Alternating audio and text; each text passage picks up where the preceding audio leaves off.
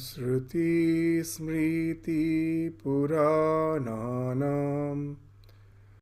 Alayam Karunalayam Namami Bhagavat Padam Shankaram Lokashankaram.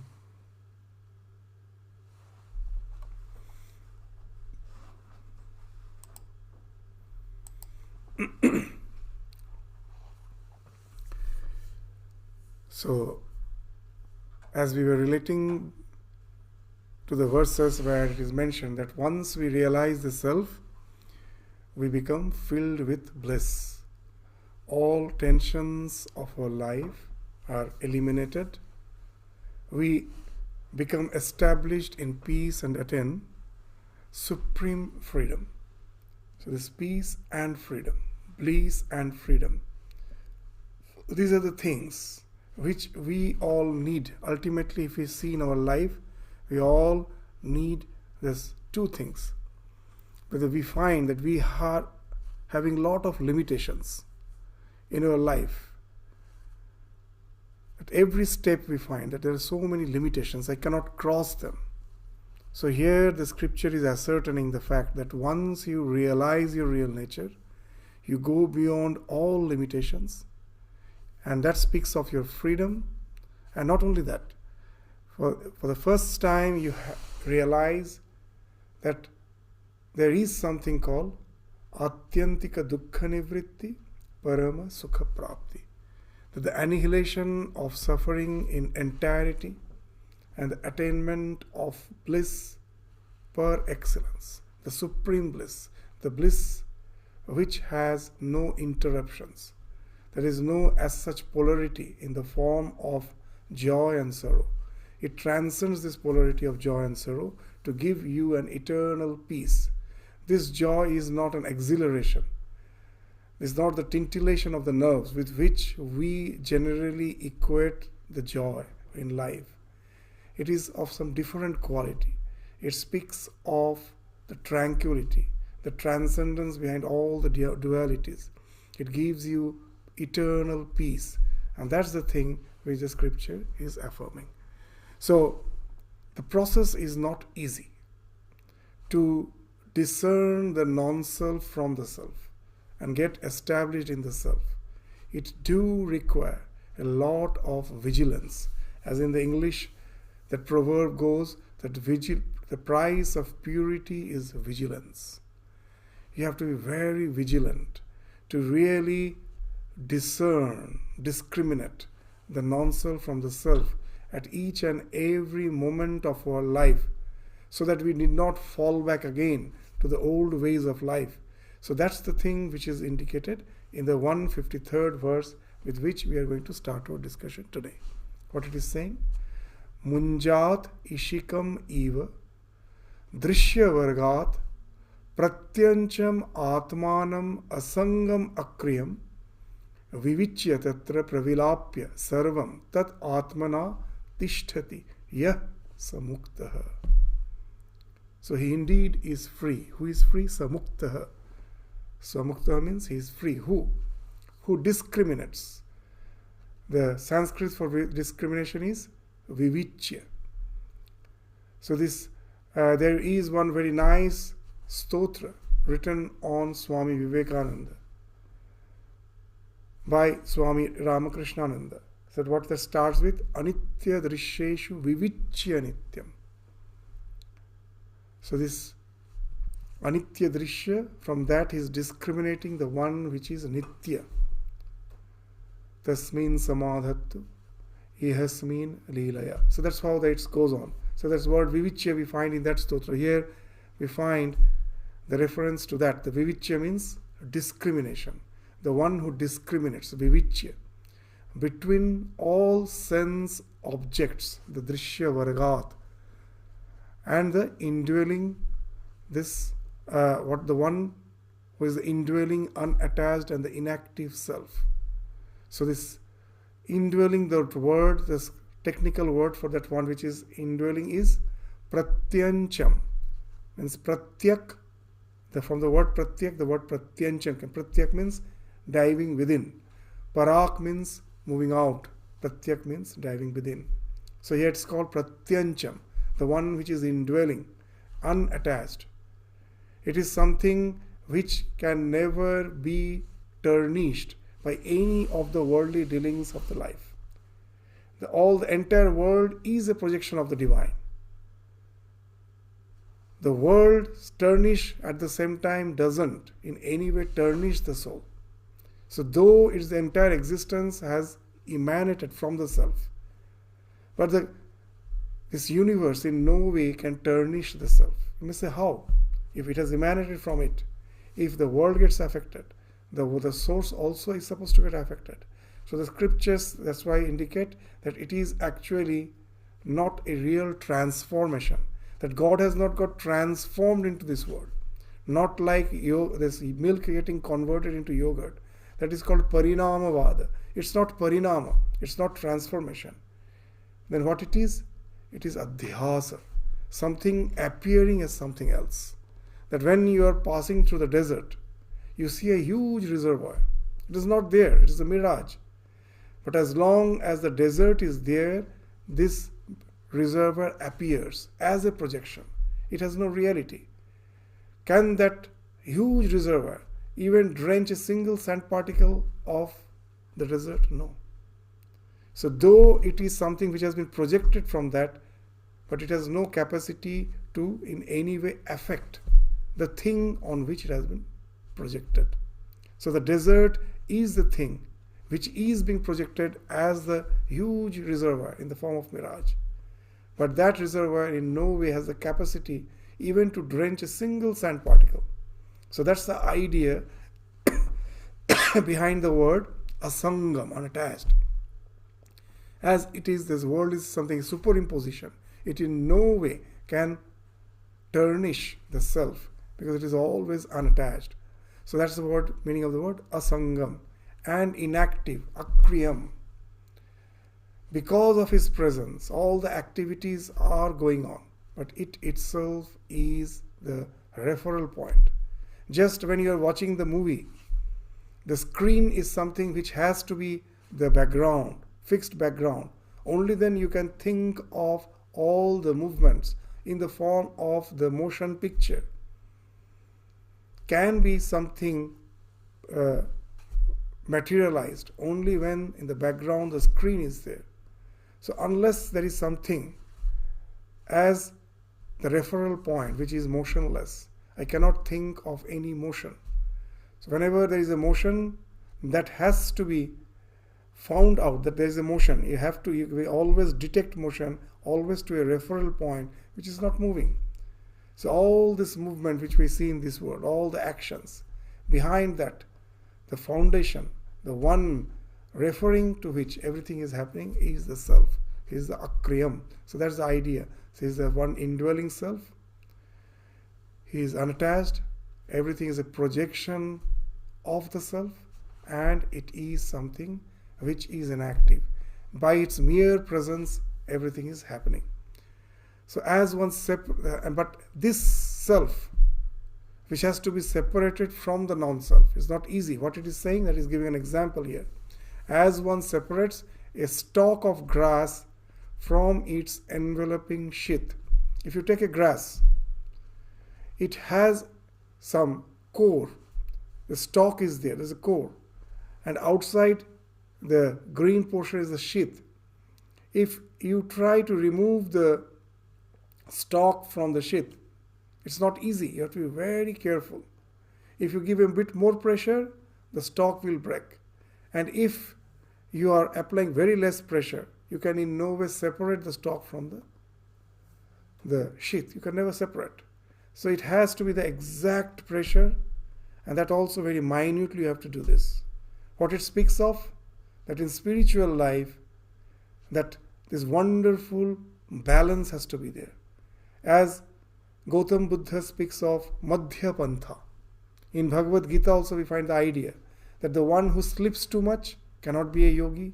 The one who sleeps too less cannot be a yogi. The one who eats too much cannot be a yogi. The one who fasts too much cannot be a yogi. So I have to be very moderate in my dealings with my day-to-day activities. No excess. That's the idea of Madhyapantha. Gautam Buddha gives a very nice idea that if a stringed instrument, if you tighten the strings too much, if the tension is too high, when you are trying to play it, the string will snap. And if it is loose, no sound will come. It has to be tightened just exactly to that tune so that this wonderful music comes out of it. Neither it gets snapped nor it's too slack that music doesn't come out from it. So that's the idea of Madhyapantha. So here also you have to be very, very cautious that in the being overzealous, sometimes we may harm ourselves. Just when I'm going to the gym for the first time, the way I grow my muscles, what I have to do, the trainer will say, don't overdo. Seeing someone who is already started doing exercise for a long time, he has already developed strength and stamina. So I can see that he can do some vigorous exercise. And seeing him, I get inspired. I think I also will do like him. Can I do? Impossible. Step by step, I have to proceed even in developing my muscles. In the spiritual journey, we also sometimes commit the same mistake. Seeing some aspirant very intensely engrossed in spiritual practices, I take the resolution, I also have to do like that. And we harm ourselves that way because I'm not yet prepared to go to that intensity. So understand yourself. That's why Swami Vivekananda again and again used to say, in a monastery when we are staying, where all are the aspirants, there's a tendency to imitate. So he always used to say, don't imitate. Understand your capacity. The biggest challenge for you is yourself. Understand that and try to proceed steadily and slowly. Don't hurry. Have patience, have perseverance. So that's the idea of this munjat ishikam eva. So you have to be very, very persevering. That's why Swami Vivekananda again and again used to say that in the spiritual journey, the entire sanam and bonum of the spiritual journey can be summarized as 3P. 3P. What are the 3P? Purity, patience, perseverance. Purity what? That each and every attempt to keep my mind in the sublime level, in the spiritual level, speaks of purity. But it's not easy. I will go back to my old way of living again and again. But don't get disheartened. Again, slowly bring yourself back to your practices. Persevere. Have patience. Proceed slowly. Know it for certain, you will reach the goal. So that's the idea. So even in Kathopanishad, we find that what it is saying, Esha sarveshu bhuteshu gudho atma na prakashate. The Atman is not something so easy to be revealed, to be something realized. He's as if hidden deep within our heart. Gudha Atma. He's hidden in all beings. He is not something can be seen just the way with the eyes I see the things. Then who can see him? Drishyate tu agraya buddhya sukshmaya sukshmadarshivi. The one who is discerning, who has that this tremendous power to be vigilant at each and every moment, to discern between the self and the not self, not to get involved with something which speaks of getting totally involved with anatma. Always keeps his mind, whatever activities he is doing, in the self. As Sri Ramakrishna used to say, that let that your love for the divine be like the toothache. The one who has toothache, he may be carrying out all his activities. As per his responsibilities, he is carrying out all his activities. But he can never forget the toothache. It is just the one who has toothache, they know that what tremendous pain it is. It is always there in the background of his mind. The majority of portion of the mind is actually being totally engrossed with that pain. But still he manages to do the other works with his fraction of his mind. So he's saying, Sri Ramakrishna is saying, similarly we should conduct our life in our day-to-day dealings with the world. Let the a great portion of the majority, the most of your mind, be always attuned to the divine. And with a small portion, you can take care of your worldly activities. So that's the idea which we find, that he never forgets. That's why the word medha is very important in our scriptures. The one who has the capacity to retain what he has heard. He never forgets.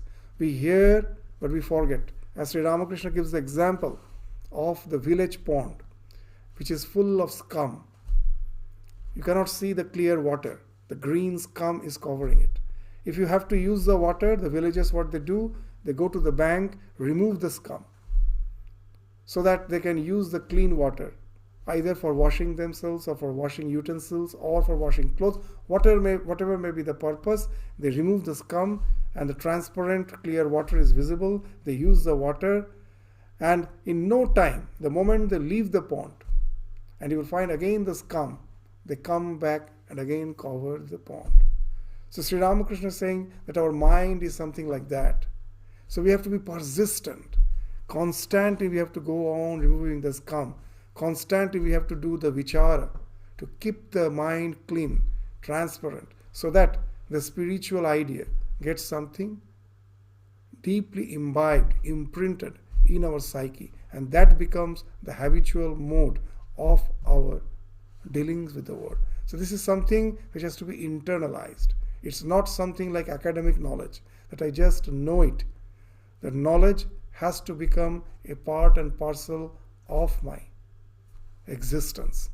As we find that in the scriptures we say that you have to transcend your attachment to all this so-called worldly lucre, the glamours of the world.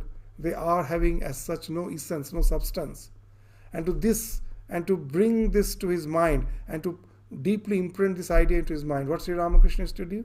Whatever salary he used to get as a priest, that he used to mix with the mud and then throw, saying that this taka mati, mati taka, it is as insignificant as a lump of clay, and throw it in the Ganges. And it becomes so much internalized. It was no more just a knowledge, that even unknowingly, if he would touch metal, he would spin, if he would feel as if he has been bitten by a scorpion. There were so many cases where someone has conducted a test on him. Unknowingly, when Ramakrishna touches metal, his reflex has changed. He feels the pain. So that's the idea, that it has to be internalized. It's not just a mere conceptual knowledge. It has to become a part and parcel of our existence. So that's the idea which has been spoken of in the 153rd verse. The one who can take this spiritual journey that intensely, that sincerely, with that yearning, tremendous yearning, that mumukshutvam, that's the idea, with mumukshuta, then for him the spiritual goal is near. He is going to get liberated. As Sri Ramakrishna used to say very nicely, that if you see that one has a tremendous yearning, know it for certain, realization is just waiting. It's very near for him. And he used to say that the yearning is just like the red hue of the dawn. In the morning, in the dawn hours, I am yet to see the sky, a sun. The sun is not visible. It is still beyond the horizon. It hasn't arisen. The sun has not arisen. And then what we see, the red hue in the sky. From that we understand, we have to wait for a few minutes. The sun will be visible. So the red hue is the indication of the arising of the sun, of the rising of the sun. So here Sri Ramakrishna is saying, in spiritual life, yearning is like that red hue of the sky, at the dawn. Know it for certain, the sun will be visible. You will realize the spiritual dimension of your existence, and that will entail in your this atyantika dukkha nivritti parama sukha prapti, the extinction of all sorts of misery and the establishment in the bliss per excellence. And that's something which is being defined as the mukti, the freedom. So you attain that liberation. So that's the idea which we find has been spoken of in the 153rd verse. And then now comes the description of as we have mentioned, that the last question was that how to distinguish between the self and the non-self. So for this was the seventh question. For this, the teacher has started delivering his answer. First, he gave a broad overview. Now he will take him to the details by making the disciple aware of the fact that we have 5 layers of ignorance, of identification with the non-self. The very first is the body, Annamaya Kosha. Then comes the Pranamaya Kosha, the vitality, the vital forces. And then comes the mind, Manomoya Kosha. Then the Vijnanamaya Kosha, the intellect. And then the Anandamaya Kosha. These 5 sheaths are as if a covering on the soul, with which we are identified. We take them erroneously, by mistake. We take them to be the self. We have to discern ourselves from this wrong identification. So first we have to know the nature of these 5 sheaths. So now the teacher, the guru, will take the disciple one by one across these layers, these 5 layers of false identification with the non-self, with the Anatman, so that at last he can get established in his self. So first is the Annamaya Kosha. So now the next 10 verses, in details, he will be describing this Annamaya Kosha, with which we all are identified. We think it to be the self. We may say, no, I don't think my body to be the self. But by verbally we may say, but our day-to-day activity shows we do take the body to be the self. So that's the thing which Shankaracharya will now take up verse by verse for the next 10 verse to discern that we are not this body. Develop that tremendous dispassion for your attachment with the Annamaya Kosha. So what he is saying on the 154th verse, Deha ayam Anna Bhavana Annamaya tu Kosha cha Annena Jivati Vinashyati tat Vihina Tvak Charma Mangsa Rudhira Asthi Purisha Rashi Na ayam Swayam Bhavitum Arhati Nitya Shuddha. So the sheath of this gross body, Deha ayam Annamaya tu Kosha. This Annamaya. Why it is called Annamaya Kosha? Because it is a food which gets transformed into this body, the skin which I am saying, the flesh. Not only the skin and the flesh, the bones, that's what they will mention. Tvak, charma, mangsa, rudhira, the blood. This all constitutes my physical body. And all the excreta, the filth, purisha, everything constitutes this physical body. This, everything from where it came? From the food. The food got transformed into this body. That's why it is called Annamaya Kosha.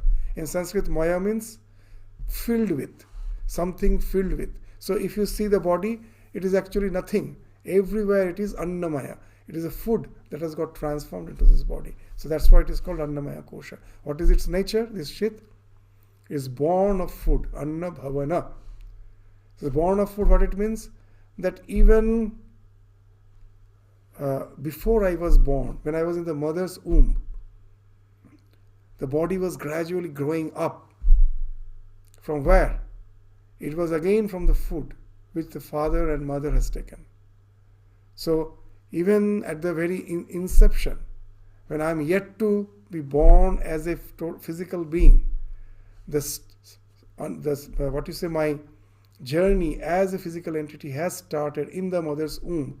At that time, it was the food which my mother was taking that was getting converted into my body. So that's the idea of Anna Bhavan, is born of food. It lives by food, and when I am born, then I am sustained by food, and it dies without it. So I cannot stay without food. So they say that for maximum 3 weeks, 21 days, I can stay without food. You can stay without water for 3 days. For 3 weeks you can stay without food. For 3 days you can stay without water. And without breathing, only 3 minutes. So that's the thing. So these are the thing which is sustaining me. So that's the thing, this food without which I die. It is composed of, as we were saying, this tvak, charma, mangsa, rudhira, asti purisha. So the skin, flesh, blood, bones and filth. Na ayam swayam bhavitum arhati nitya shuddha. But the scriptures say the self is the pure. It is something which is not a compound. So now, how can this body be the self? Because it is full of impurity. It is having so many parts. So it can never be that eternally pure self, existent Atman. So na ayam swayam bhavitum arhati nitya shuddha. That's very simple. So now with the first few verses, it will be just explaining what is palpably visible. And then gradually he will go into a more intricate details, philosophical discussion. After a few verses, we will find he's entering into a more philosophical discussion. The first, just with our general overview, what I see, that's being described here. This physical body cannot be the self because it is full of impurities. And then what it is saying? The 155th verse. Purva janehe adhimritehe api nayam asti jatakshanah kshanaguna aniyata swabhava na eka jadah cha ghatavat paridrishyaman swa atma katham bhavati bhava vikara veta. So very simple ideas has been spoken, but there are some technical details also behind it. We will just try to highlight those technical details, what it is speaking of, that why this body cannot be the self. Purve jane adhi mrite api nayam asti. Now in Sanskrit, in our scriptures, what is called the real, the truth is something which is trikal avadhita, whose existence is never interrupted by any phase of time, past, present, future. That alone is truth. Anything which is not existent through the three phases of time, whose existence is interrupted by any phase of time, cannot be the truth. So you may say that this definition, does it satisfy? Yeah, if you understand from the Vedantic standpoint, it do make a sense. What it says? That when I am seeing this common example which we give again and again, when I am seeing a snake in a rope, the rope was, the rope is, the rope will be, even when I am seeing the rope as a snake in the dusk, in the twilight hours, because the sufficient light is not there, I mistake the rope to be a snake. There is superimposition. Does the rope has changed in any point of time? Even when I am deluding it as a snake, I don't see the rope, but it is still the rope. It was the rope. When I get deluded, it is still the rope. And when my delusion falls off, it is still the rope. But can I call the snake the reality? No. It evolved at certain point of time. Because of delusion, the snake came into existence at certain point of time. It existed for certain short duration. And when my ignorance fell off, it vanished. It was not there. So now we will understand that why the scripture says that alone is truth, whose existence is not interrupted by any phase of time, past, present, future. So now here he is saying that the body cannot be the self, because it was not there at certain point of time. Purve jane adhi mritehe. And before my birth as a physical entity in this life, before my birth, I was not there with this body. After my death, again the body will fall off. So purve jane adhi mrite api nayam asti. It doesn't exist. Jatakshana. And even while it is existing, every moment it is going towards decay. So I have read somewhere very interesting. The moment the child is born, its death procession has started. And its heartbeat speaks of the big drum in that procession going on. Each and every bit is speaking of the drum which is leading you to the procession of the death. That's the idea of Jatakshana. That the moment you are born, from that, what is happening? The process of degeneration has already started. That is, in Sanskrit, very nicely they say, it is drishta nashta swabhava. When the moment where you are seeing it, it is decaying. I see a beautiful flower. In no time, we make beautiful vase in 2-3 days. How much we try by putting water, spraying water, that may stay longer, but does it stay? No. However care we may take, it starts drooping in such a short time. That's with the body. Drishta nashta. That as I'm seeing, but it is constantly decaying. That's its swabhava. That's its nature. And that's the idea of jata kshana. That even while it is existing, it is not existing as it is. Constantly it is transforming, decaying. Kshana guna. It is generating even while it is being perceived. That's the idea of kshana guna means its beauty is kshana guna. Guna means its beauty. We can take. That's the guna is kshana. That is, we may feel, oh, such and such person is so handsome, so beautiful. That's the guna of the body. It's beauty. But it is kshana. It will just fall off in no time. That's it. It's just of no use to brag your own beauty. Just you have to wait for a few days. And then you will be ashamed of when you stand in front of the mirror, you will be ashamed that how I used to look like, what has become of me. It is constantly changing. You cannot stop it. So that's the idea of kshana guna, jata kshana. Drish, that is what's in Sanskrit called drishta nashta swabhava. Na eka. In the same birth, it is known differently. See, very nice how that I was a small child, and then I was a young person, then I'm a middle-aged person, then I will grow old. So many states I am going through. So I am not ekaha. That the self is ekaha. Do I ever feel the one who was the child is not the same person as a young person? Is it not the same, that same I which I used to feel as a child? Do I feel that I has changed?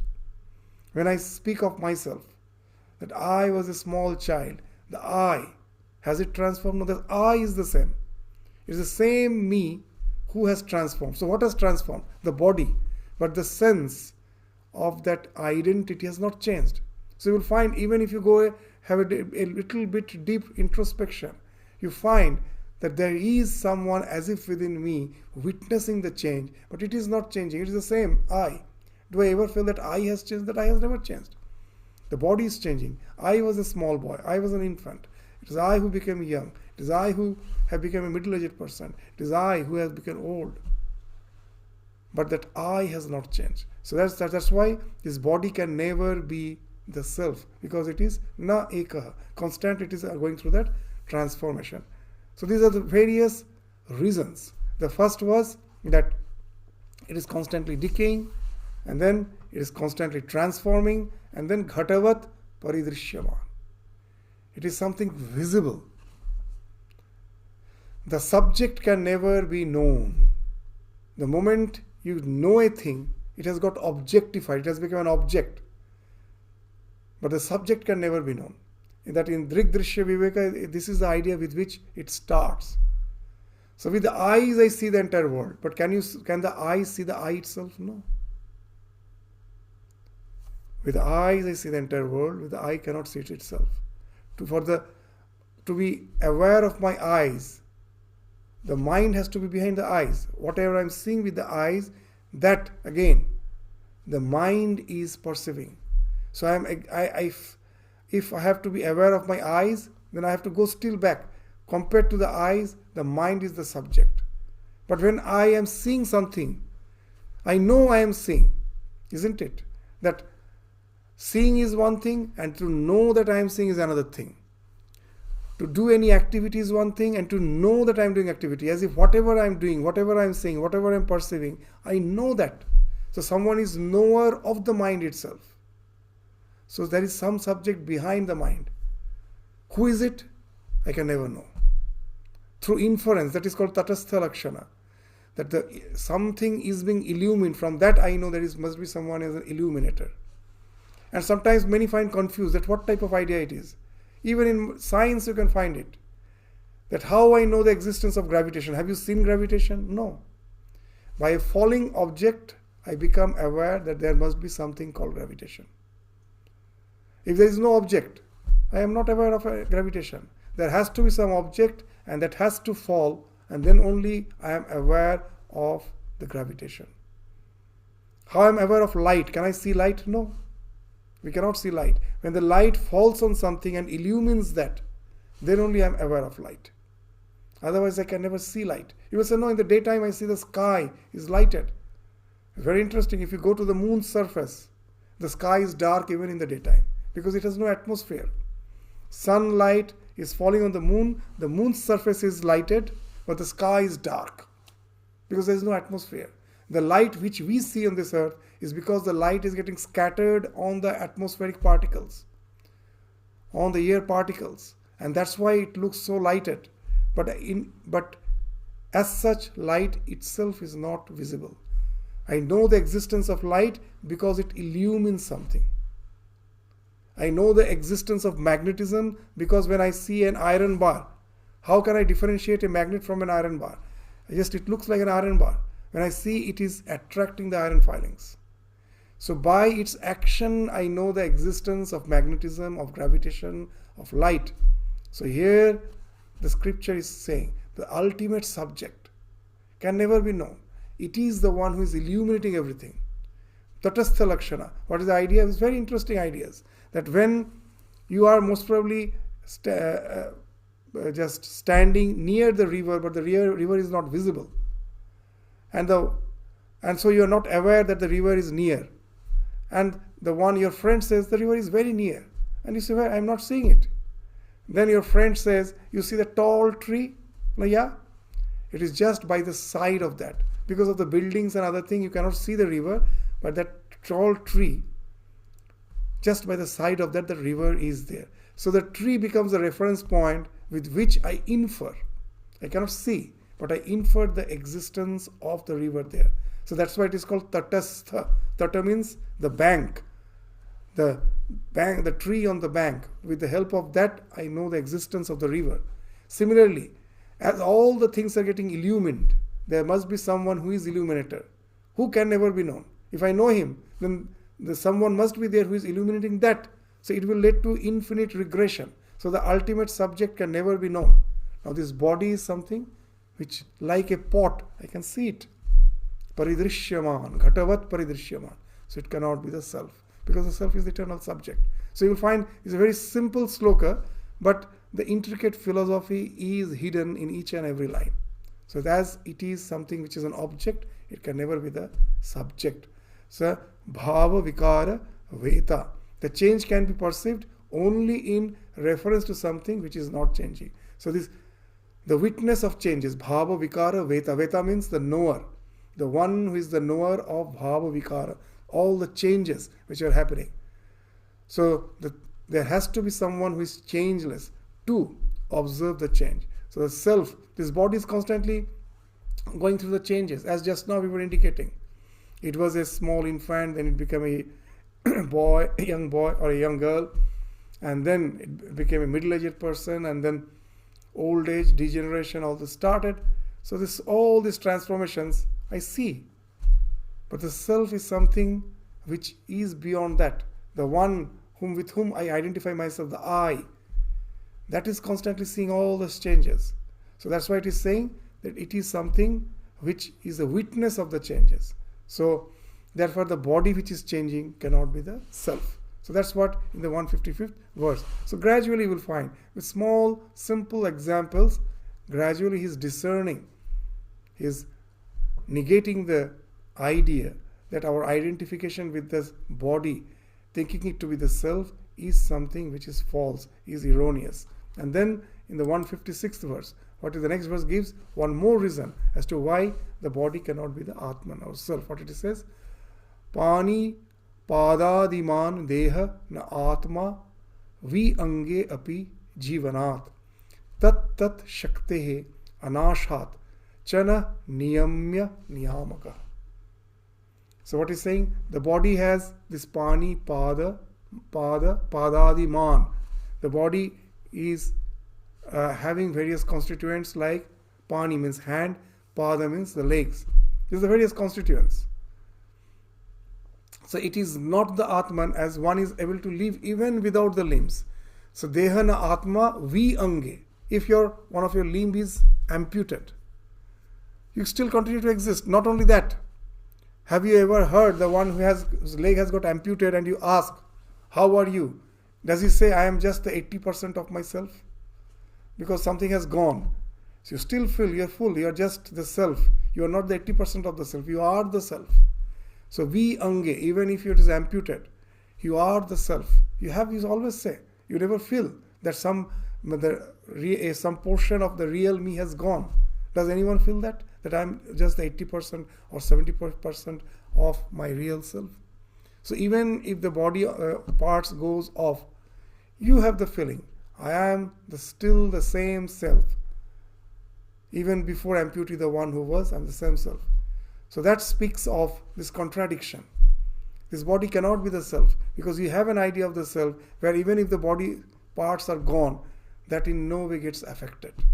So, vi ange, even when you are amputated, api jivanat, the life is sustained, and you have that sense that you are the wholesome. You are not in any way have reduced. Your existence have not been reduced by any way because of the amputation or losing of any limb. Tat shaktehe anashat chana niyamya niyamaka. And not only that, the powers are also not lost. Very wonderful thing they're saying. That it is not the body which can be the self. The ones whose leg has been amputated, even with this prosthetics. See, you cannot take away his power to walk. With the prosthetics he walks. Not only that, he can climb the Mount Everest. There is a record that without both the legs, this one lady has climbed the top of the Mount Everest. She came to Sydney when I was in Sydney Ashram.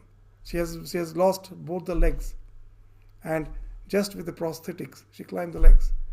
So what it speaks of, that something is there, that the mind is instructing the limbs. So even if the limbs is not there, I using artificial limb, if I get the instruction from the mind, I can still walk. And behind the mind, the self is there, by whose presence the mind is getting activated. Otherwise the mind is something like inert. Just the example which we give again and again. In the computer, the hard disk. If I just look at the hard disk, it is something inert. But the one who doesn't know that what its function is will think it is something like a dead log wood. But when you have fixed it inside your computer and the bias voltage passes through it, an entire world of virtual reality opens up from that, pops up. So that bias voltage is like that conscious principle. It is just an allegory we are using. The bias voltage is not the consciousness. Just the way the bias voltage, in his association, something inert like that hard disk, immediately creates a world of virtual reality. Similarly, the consciousness activates the mind. That's the hard disk. And then the mind is projecting as this world. So that's the idea, even it's been spoken of here, that it is not, if even after I lose my limb, not only that I lose the sense of self, I even don't lose the power of the limb. With the help of some prosthetics, I can still continue walking or do other activities. So na tat shaktehe anashat chana niyamya niyamakaha. That's why it cannot be the ruler. The body can, because see, the one who is the ruler, so he is having the total command on the ruled. The one who is the ruler, if the rule is something who has not done his job, he can be replaced. So here also the body part for some reason has to be amputated. It can be replaced by the prosthetics. So it is just a thing which is ruled. The ruler is something which is beyond that. So this body cannot be, because as it is ruled, it is not the ruler, so it cannot be the self. So this you will find wonderful. Why these scriptures really appeal to us, this analytical way of discussion to really find out the self was done thousands of years back, and which we find even now we can in no way contradict. He's using the simple reason, sharp reason, to discern that what is not self. How wonderful reasoning they are using. The simple common sense they are using to, with pure power of observation, acute power of observation, they are discerning the non-self from the self. And then when we discriminate, we realize that we are different from the body. That is stated in the next verse.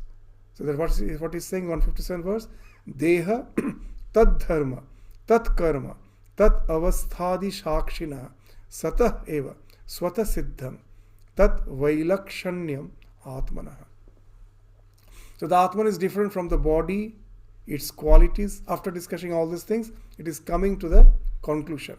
So now that we can say that after going through all these observations, what we can say, this Atman, the self, is different from the body, Deha, Tat Dharma, from its qualities, Tat Karma, its activities, Tat Avasthadi, and its various states.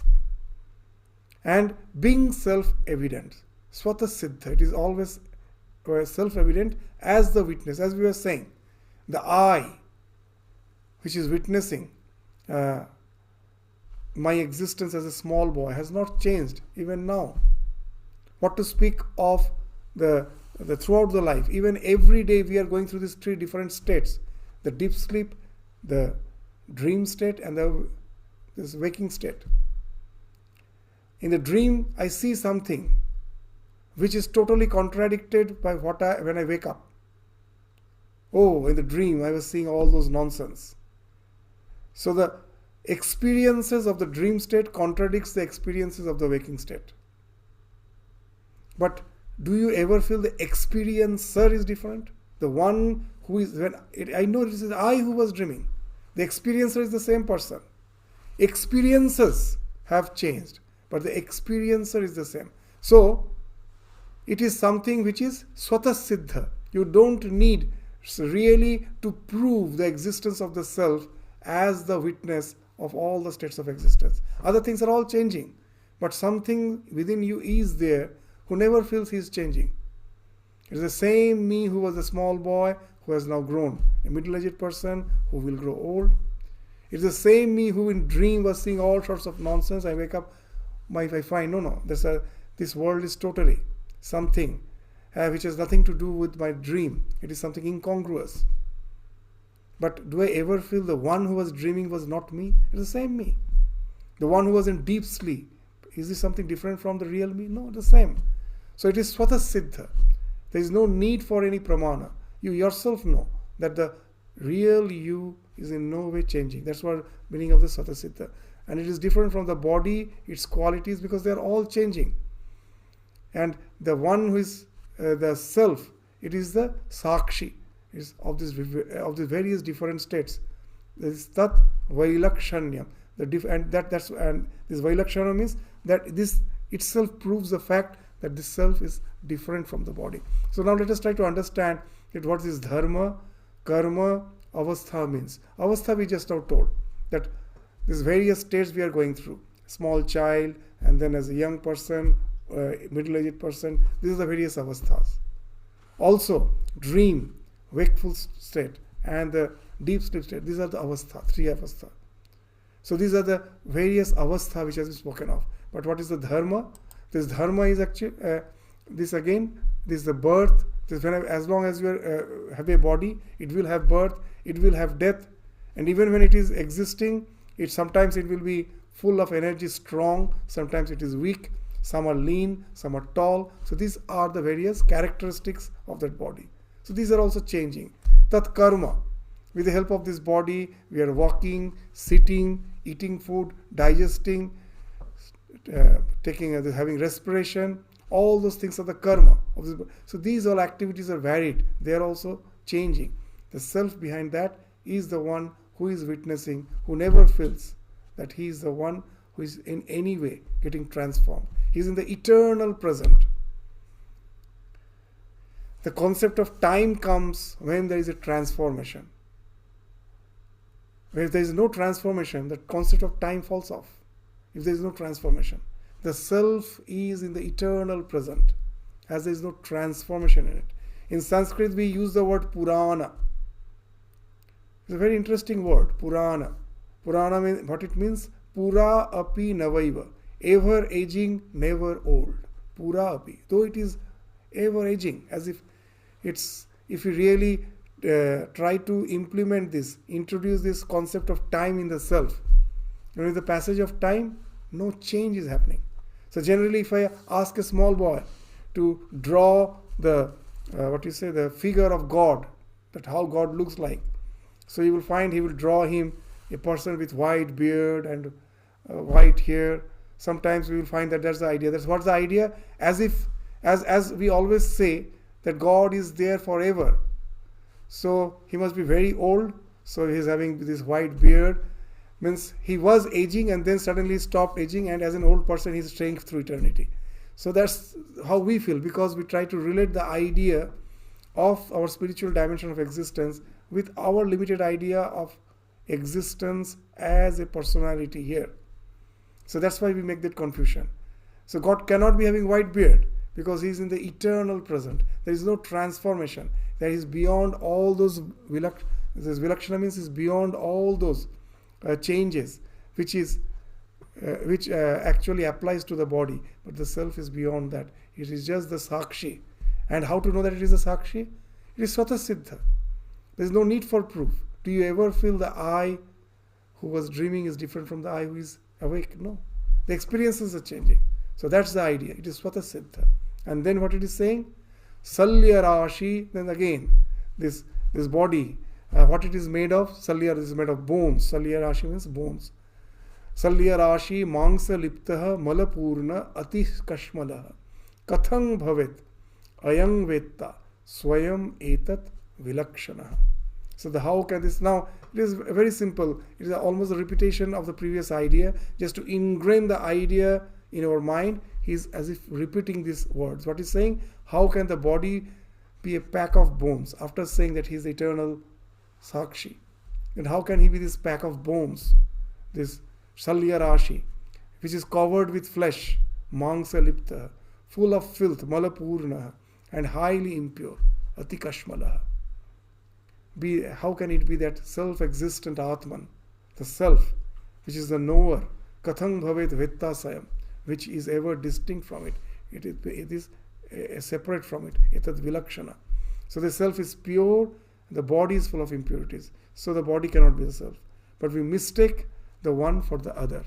Our life, this of worldliness, is in this basic error. Constantly we are making that error. So that's the idea which we find is being again repeated in this verse. So the 159th verse also what it is saying, that they are foolish who, after they discussing all those things, he is saying they are indeed foolish who takes this body to be the self.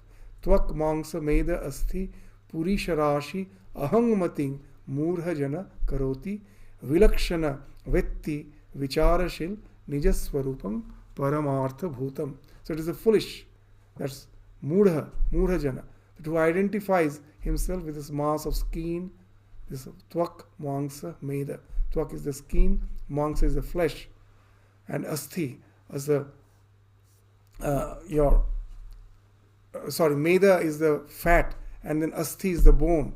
Purisha means all the filth. This all constitutes the body. How can it be, after discussing all those things, saying the one who identifies it, he is indeed a foolish. He is a murajana. Vilakshana, and the while the man of discrimination knows his self, the Supreme, as distinct from the body. As Sri Ramakrishna gives that example again and again, that a realized soul is like a ripened coconut. Now, when the coconut is unripe, you cannot separate the shell from the kernel. They are intertwined. But when the coconut has ripened, you take it in your hand and you shake it, you will find the shell has got separated from the kernel. So a man of discrimination knows the self to be something different from this body. He loses the identification with the body. So sometimes we say that a man has no sense of the body. It's wrong. He has a sense of body. Just the way when I see an external object, it in no way affects me. Just to give an idea that body has to be objectified. At present, we do feel one with the body. I will speak of a Buddhist meditation. A Buddhist novice is relating his first experience With that, you will have the idea what it means to objectify the body, to discern our identification with the body. So in Buddhist meditation, you will find that the idea is not to meditate on something, whether it is self or God, no, nothing like that. It is mindfulness. Sit down, and what is going on in your mind, you observe. Don't react. Just the way, why we react generally. When we identify with something, then only we react. If some sharp object pierces my body, as I am identified with the body, I feel the pain, and that's why I react. If the sharp object pierces you, I can sympathize with you, but do I really react that way? No. Because it is something which is as if not happening to me. That reflex doesn't work there. So that's the thing that Buddhist monk is saying. What he's saying? That I was asked to be mindful. Sit quietly and be mindful. So the first thing what happens, first, of course, you are mindful about all the distractions which are going on in your mind. You try to just sit down and you find they gets quietened. But as I am not habituated to sit in the meditation posture for long, suddenly I find my legs are aching. My instructor have told that when you find that your body parts are aching, don't move. You observe the ache, but don't react to it. But movement speaks of reaction. So have that willpower. Just observe it. Don't react. And he's saying that one day really it so happened. It so happened that I felt I am observing the pain, but as if I am not feeling the pain. So these are not something just mere words. They are speaking from their experiences, just to give an idea what this objectification means. Many things that when we go into samadhi, it has something like an anesthetic effect. That I become something like a cabbage. If I just put a knife on the cabbage, it doesn't react.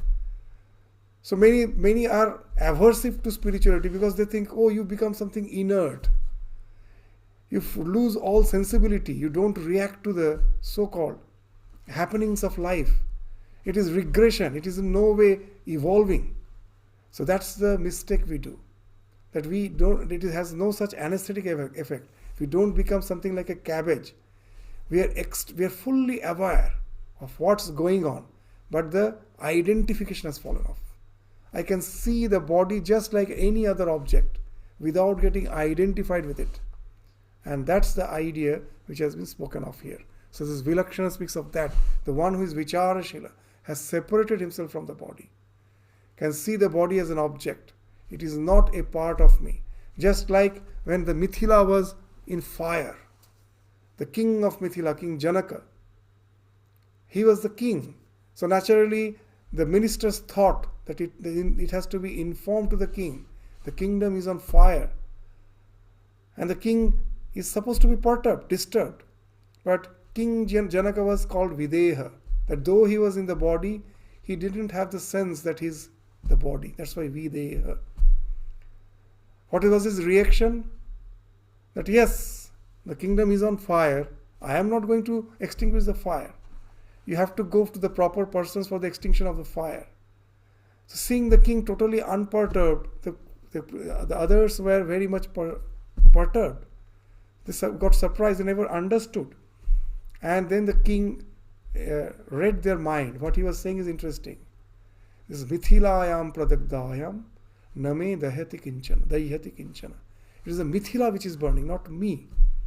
So this is the idea of disidentification. Then what happens? In calm mind, it doesn't speak of your inefficiency.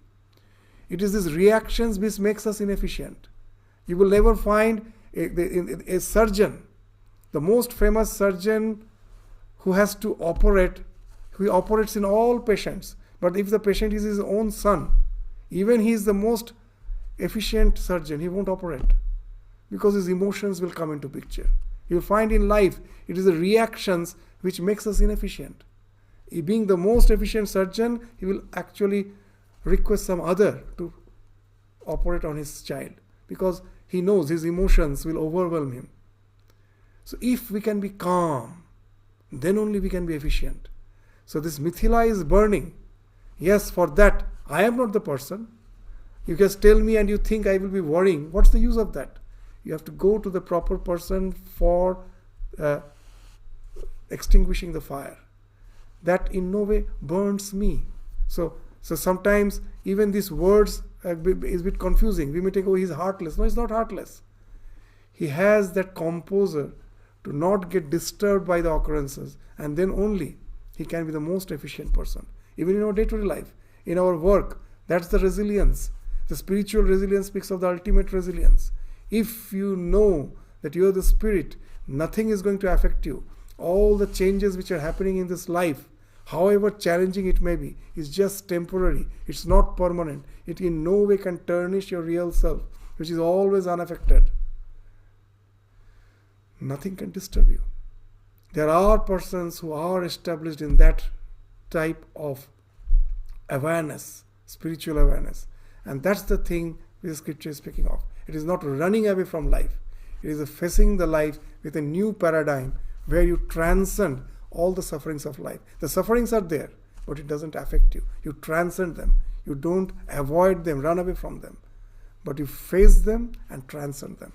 You conquer over them. So that's the strength, the spiritual strength, which Shankaracharya is speaking of. The next verse is a very important verse that we will take up, where the real philosophical aspect, as we were speaking of. These all are the mere observations. This philosophical aspect comes in the 160th verse, which we will take up in the next class. That's a really very interesting verse, which we will take up again in the next class. So with this, we stop our discussion today. Thank you all. Namaskar.